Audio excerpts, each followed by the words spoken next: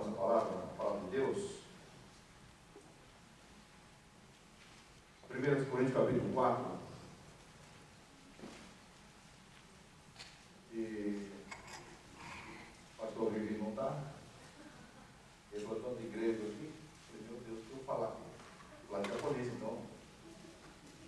O pastor Evaldo, nós ouvimos os gritos e a Pentecostes. Eu falei, Jesus. Mas eu quero abordar com vocês o verso 7 do capítulo 4 de 1 Coríntios, que são 3 perguntas para nós. 3 perguntas. Capítulo 4, versículo 7. Por quê? Quem te diferencia? Diferente. Quem tem diferença? E que tu tens que não tenhas recebido? E se recebeste, por que te glorias como se não tivesse havido recebido? Muito bem. Eu quero trabalhar em cima dessas 3 perguntas de Deus para as nossas vidas. A saber que 1 Coríntios foi escrito no período de 50 a 51 anos depois de Cristo. E ela foi escrita por Paulo na ocasião da segunda viagem missionária, Atos capítulo 18. E ele escreve 1 Coríntios. 1 Coríntios, ela contém uma riqueza em questão de doutrinas, mas também ela tem uma boa porção da ética, da ética da conduta cristã, de como nós devemos nos proceder, de como nós deveremos agir, de como nós devemos fazer. Ela trata a respeito disso. Então a igreja, a Epístola aos Coríntios é rico, tanto no seu conteúdo doutrinário, como também em questão de ética da nossa conduta. E ao ler o verso 7, são 3 perguntas que se faz. Quem te fez diferente? Vamos traduzir isso para os nossos. Aos que se acham melhor do que os outros. Ao que acham que são superior aos outros. É a primeira pergunta que se faz nesse texto. Eu acho isso importante porque parece que nós vivemos em uma sociedade e dentro dessa sociedade há as suas classes dentro da sociedade, a classe média, a classe alta, a classe baixa, a classe mais baixa ainda, e aquela classe que não tem mais como se abaixar. E nós vivemos exatamente com esses graus. E quando nós vamos para a escola, nós temos o primeiro grau, o segundo grau, o terceiro grau, o quinto grau, e assim. E quando a gente faz academia, tem a faixa branca, vai para azul, e depois vai para marrom, marrom primeiro dan, segundo dan, terceiro dan, também a preta. E a gente vamos trabalhando com a questão de números, de uma forma crescente, e estamos tão acostumados que agora o ser humano já não vive mais em casa, vive agora em prédio, primeiro, segundo, terceiro andar, e coisa e tal. E o número se faz presente em nossa vida. E o problema é que parece que dentro da casa de Deus, quando nós vamos alcançando certos graus dentro da igreja, nós também parece que passamos a agir em relação ao meu semelhante como um ser mais espiritual do que o outro. Passamos a ser pessoas mais intelectual do que os outros. Se na realidade A Bíblia, ele fala para nós, lá no livro de Mateus, vinde a mim todos vós descansados e sobrecarregados, eu vos aliviarei. A Bíblia, ela continua dizendo, aprendei de mim, que sou manso e humilde de coração. Se isto é uma realidade, que se a palavra de Deus, ela nos conduz mais para perto de Jesus, que Jesus é a palavra, então quanto mais eu conheço, mais eu estou perto de Jesus, e quanto mais estou perto de Jesus, mais humilde me tornarei.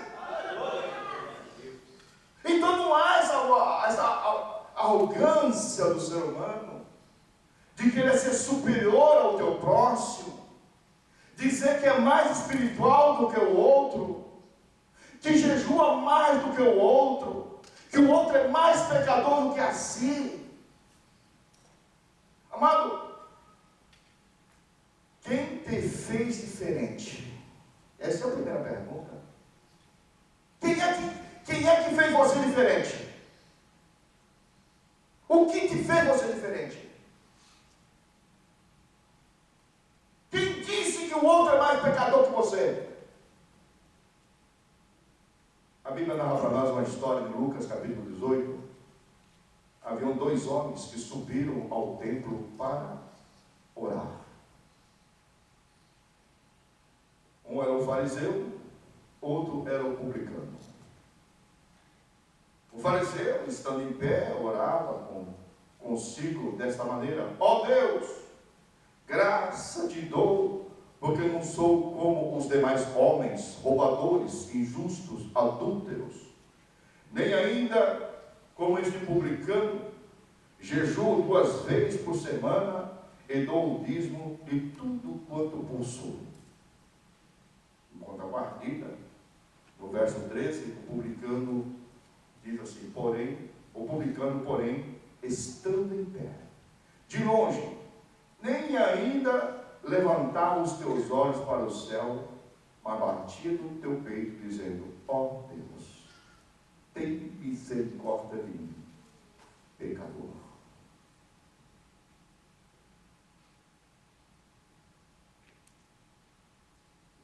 Quando essa história ela é narrada, e nós não precisamos ter um teólogo ao nosso lado para nós interpretarmos o que está se dizendo, que aqui é uma história, não é uma profecia. O texto está dizendo para nós o seguinte: com qual deles vocês mais se parecem nas suas orações? Com a do fariseu ou com a oração do publicano? Porque a oração vai identificar com qual deles vocês parecem mais. Porque a atitude do fariseu é estar de pé, e a sua oração a Deus foi mais do que não foi uma oração, foi uma justificativa. Ele está se justificando: eu não sou como esse aqui não, Deus, eu dou dízimo, eu jejuo, Senhor. Ele está assim. Então isso aqui não é oração, que é uma justificativa. Sabe o que é a oração que a pessoa faz? Deus, eu já pedi perdão para fulano. Deus, já pedi. Agora é ela com Deus. Sabe aquela oração? Amado, eu já trabalhei em cima do negócio de perdão, que uma pessoa chegou: pastor, eu já pedi perdão e a pessoa não quer perdoar. Eu falei: mano, ou irmão,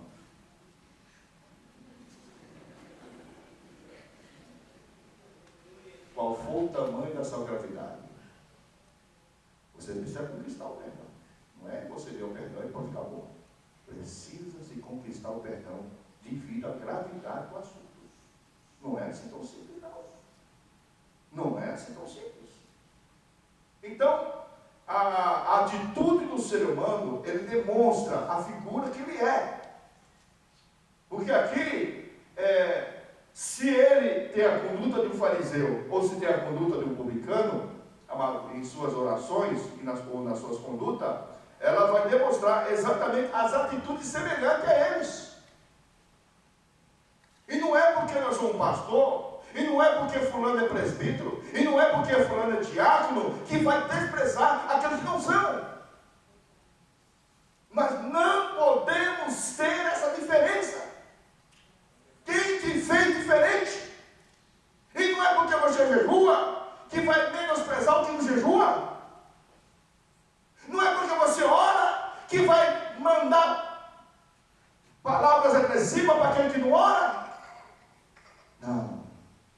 quem te fez diferente?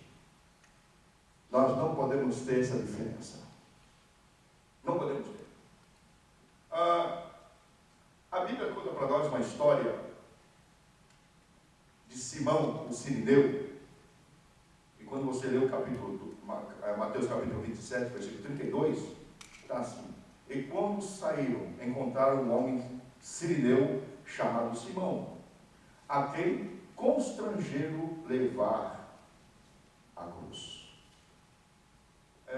Simão, ele tinha uma pigmentação da sua pele um pouquinho mais escura. Ele era sirineu. E ele estava voltando do trabalho. Como diz Lucas capítulo 23, verso 26. E quando iam levando, tomaram um certo Simão sirineu que vinha do campo. Então ele estava trabalhando. E esse homem viu uma aglomeração de pessoas. E ele foi curioso, irmãos. E aqui nós temos que aprender uma lição, irmão. Não seja curioso, não, irmãos. Porque toda vez que você é curioso, tu leva a cruz, viu? Tu és curioso. E o curioso carrega a cruz, irmão. Vai carregar a cruz porque vai dar problema. Não seja curioso, não. E Simão, ele foi curioso. O que está acontecendo aqui? Quem sabe estava carregando a sua marmitinha nas suas costas, e voltou do campo do trabalho, e vai lá, e vai ver o que está acontecendo. E quando ele aparece lá, meu irmão, já cataram Simão, e botaram a cruz nas suas costas. Amados irmãos, você sabe que a Bíblia diz para nós que miserável, ou maldito seja todo aquele que for pendurado numa cruz. Agora, carregar uma cruz, irmãos, era uma vergonha terrível, irmãos. No meio do povo, era uma vergonha. Porque o próprio condenado, ele tinha que carregar a sua sentença. E agora, colocaram aquela cruz nos ombros de Simão. E o que porventura ter passado na cabeça, meu Deus do céu, se um amigo me vier aqui, um amigo de trabalho me vier aqui carregando essa cruz, se quem sabe a Maria fofoqueira me vir aqui, pelo amor de Deus, eu estou destruído, irmãos. O que aquela mulher vai falar de mim ao me ver carregar a cruz? Irmão, quem sabe que, irmãos, o Simão ficou tão preocupado, irmãos, em carregar aquela cruz. Mas ao carregar aquela cruz, irmãos, ele pôde notar que ele não carregou qualquer cruz para qualquer pessoa. Aquela cruz pertencia a Jesus. Amado, qual seria a história de Simão ao chegar na tua casa? Carreguei a cruz de um condenado. Carreguei a cruz de um homem que foi condenado. Ele poderia ter murmurado, ele poderia ter blasfemado, ele poderia ter xingado. Mas eu creio, querido irmão, que Simão, ao carregar aquela cruz ao lado de Jesus, ele aprendeu lindas lições. A ponto, queridos irmãos, de você abrir a sua Bíblia, por exemplo, eu quero que você abra a sua Bíblia em Romanos capítulo 16, versículo 13, e olhe o texto que está escrito ali.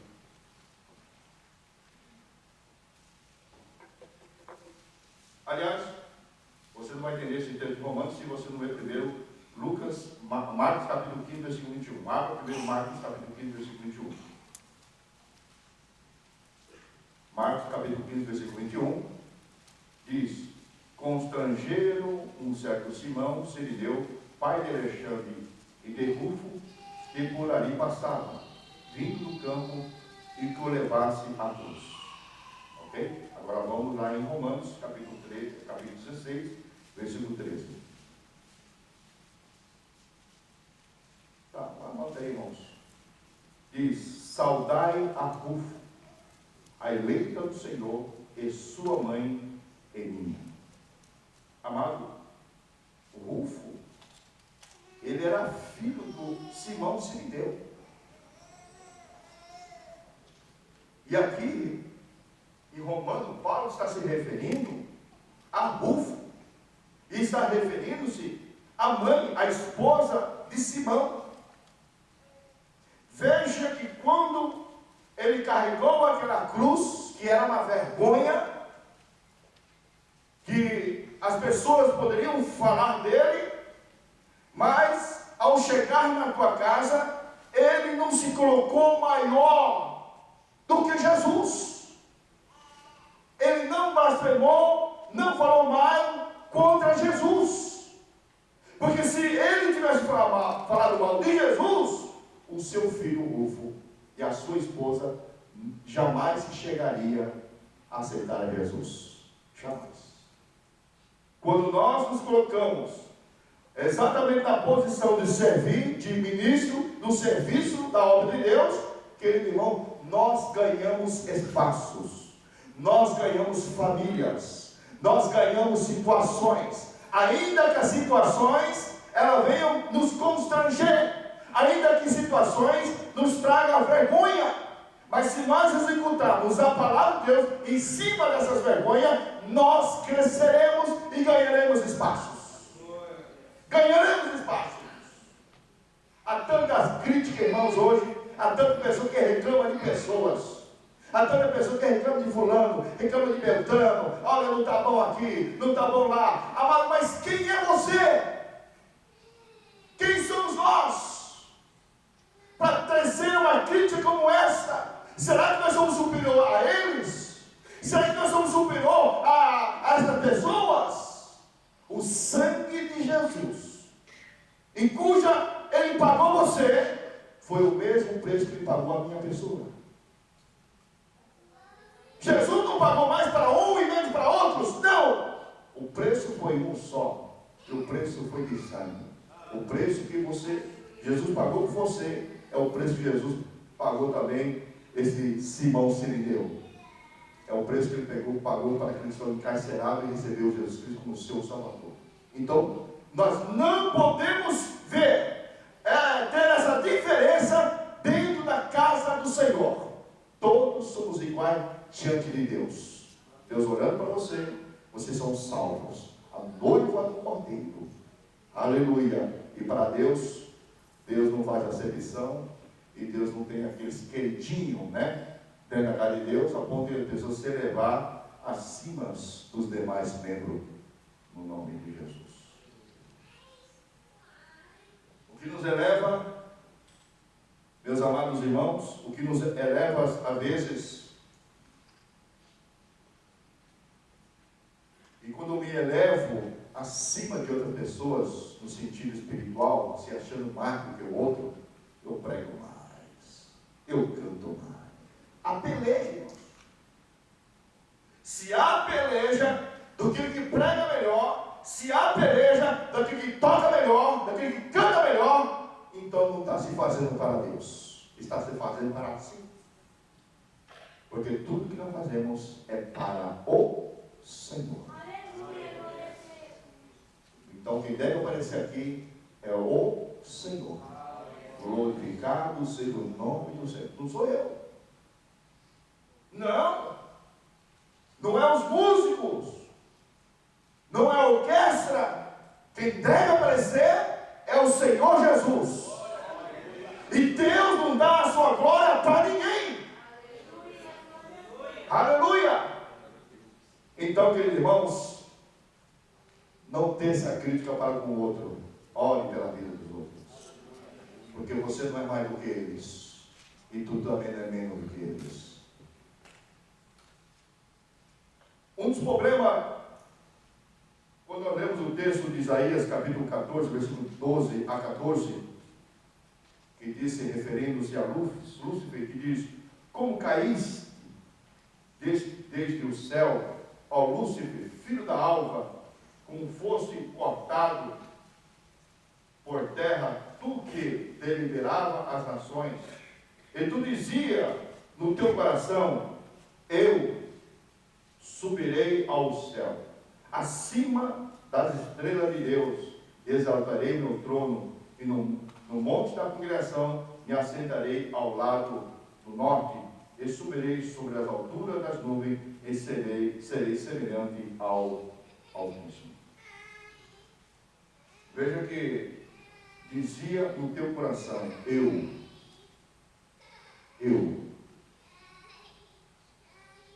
O pronome nós era muito utilizado no céu e naquela época.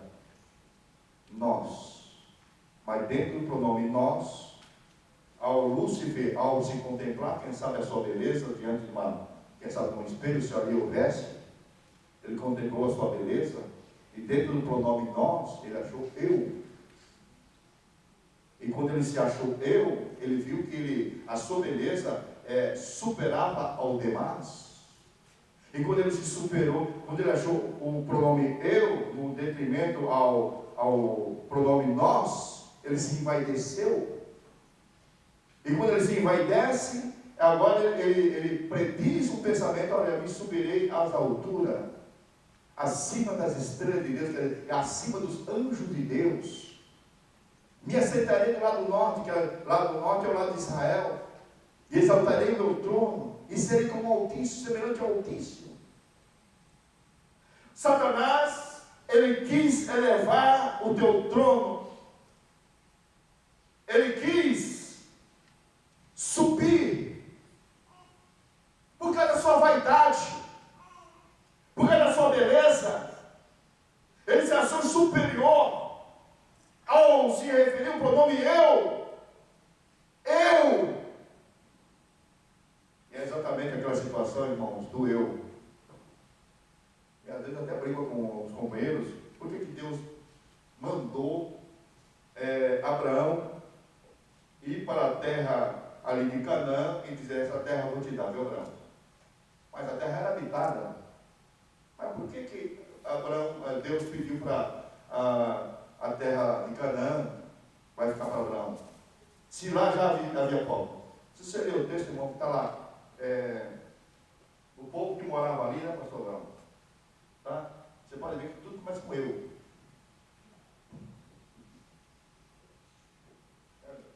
Falam aí, que eu esqueci. Cananeus. Termina com eus. Cananeus, fariseus, heteus, viu? Agora é muito eu aí. Vou acabar com o seu aí.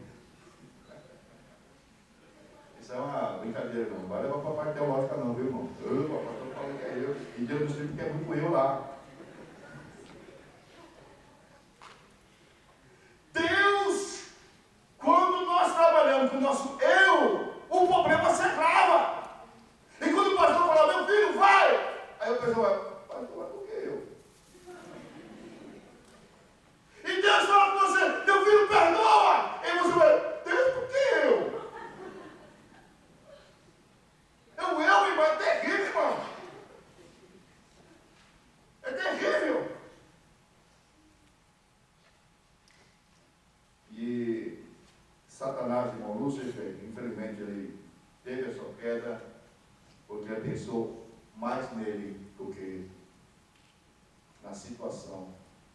Em nome de Jesus, irmãos. Em nome de Jesus. Nós não somos melhores do que os demais. Nós estamos aqui para o aperfeiçoamento dos santos. Aperfeiçoar o desviado, aperfeiçoar o que estão fora, irmão, é fácil. Agora, santo, irmão, aperfeiçoar santo é difícil, irmãos. É difícil, irmãos. E Deus está trazendo aqui uma palavra ao teu coração, já desde o pastor Virgínio, já desde o pastor Evaldo, que falou em relação à família. E agora, querido irmão, nós não somos melhor do que o outro. Nós não somos pior do que os outros. Nós somos iguais, diante aos olhos de Deus, no nome de Jesus. Ao telefone, vamos ver, eu acho que deve ser o Espírito Santo ligando para você. E não é possível.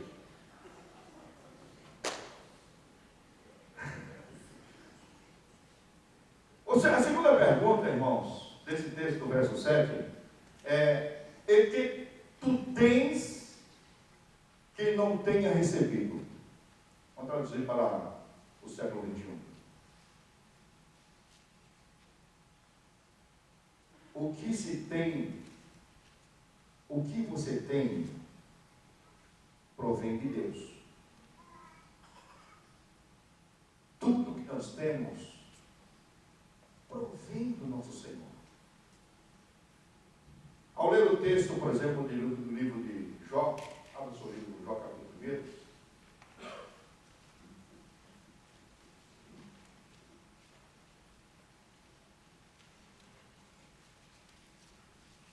Todo mundo conhece o texto do livro de Jó. É um livro poético, mas uma história verídica, porque a história que contém nome. Então, é uma história verídica, aconteceu mesmo.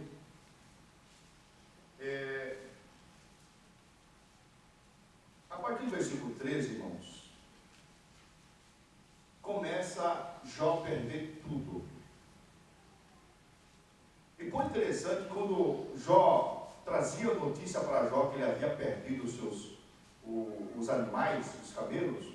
A Bíblia diz para nós, quando este ainda falava, chegava outro e diziam: Jó perdeu tudo, os gados perdeu tudo.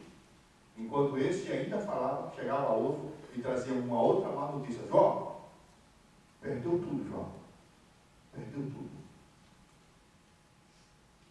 Amado, eu pergunto para você, se porventura uma situação dessa você chegasse na sua vida, aí você vai dizer: pastor, me suicidava. Mas Jó não fez isso. Tanta gente, irmão, que vê a paciência de Jó, paciência de Jó, mas ninguém vê a fidelidade de Jó. Jó é fiel, irmãos. E a fidelidade de Jó, ela não estava enraizada naquilo que ele possuía. Hoje não, irmão. Se alguém perder emprego, ele já quer levar a igreja, irmãos. Hoje, se alguém não der a parte do seu direito, se o pastor não der a parte do seu direito, eu vou sair dessa igreja. O pastor tem que botar, o pastor não gosta de mim. Amado, Jó perdeu tudo. E um único dia, de rico, homem próspero, abençoado, para miserável, em um dia. E sabe o que Jó fala? No verso 20 e 21? Então Jó se levantou, rasgou o seu manto, raspou o seu cabelo, e se lançou em terra e adorou o Senhor e disse: no saí do ventre da minha mãe, e não tornarei para lá, e o Senhor deu, o Senhor tomou, bendito seja o nome do Senhor. O que você tem vem de Deus. O que você possui foi dado pelo Senhor. E Jó, ele tinha essa ciência. Mas embora Deus tenha dado para mim, isso não quer dizer que eu teria que botar no coração daquilo que Deus me deu. Aí fala do tesouro do céu, em que nós devemos depositá-la, guardá-la, amá-la, mas o que está no céu não aqui na terra. Porque aí na terra é tudo temporal. Tudo temporal, tudo é passageiro. Tudo é passageiro. É sério que eu estou falando para vocês, irmãos. Porque se o pastor disser para você: irmão, todo mundo da igreja, vamos cancelar o Facebook. Ninguém mais no Facebook. Quem for para o Facebook vai estar disciplina. Aí o que o senhor está fazendo? Pastor pirou. Sem Facebook eu não vivo, pastor. Se você passasse o tempo que você fica no Facebook, se você passasse uma palavra de Deus, irmãos, você não seria essa pessoa, irmãos. Pelo amor de Deus. Você estaria mais avante, você estaria mais na frente, irmãos. Entenda isso, irmão. O que é negócio de Facebook, irmão, ele está roubando o tempo do crente.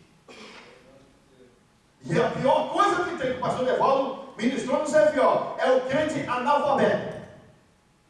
É terrível, irmãos. Porque esse cristão, ele é levado por toda e qualquer roda de doutrina, atraindo para si mestre segundo a sua própria consciência.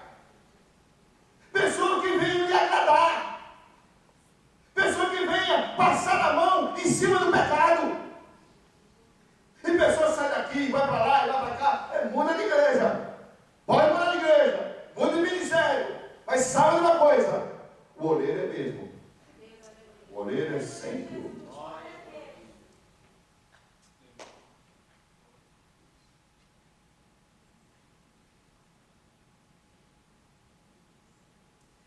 Tudo que tu tens vem de Deus.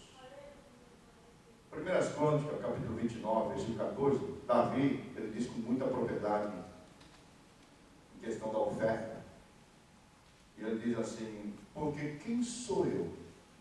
Quem é o meu povo? Para que pudesse oferecer voluntariamente coisa semelhante, porque tudo vem de ti, e do que és teu, damos, te devolvemos. Somente o que é que tu me deste é que nós estamos lhe devolvendo.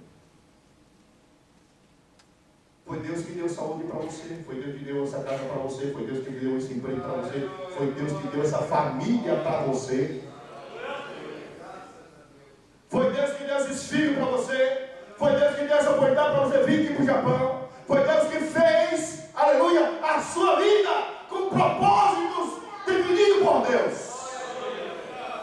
Tu não és o fruto de um relacionamento de um pai e de uma mãe, não. Tu és a obra de Deus.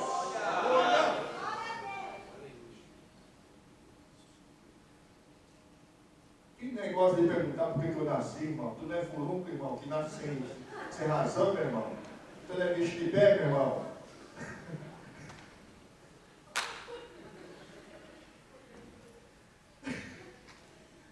Deus tem propósito com você, tu és semelhança de Deus. Se valorize, pelo amor de Deus. Aleluia! O que o diabo gosta, irmão, é viver a semelhança de Deus, cair na sarjeta, irmãos. É ver totalmente mutilado pelo pecado.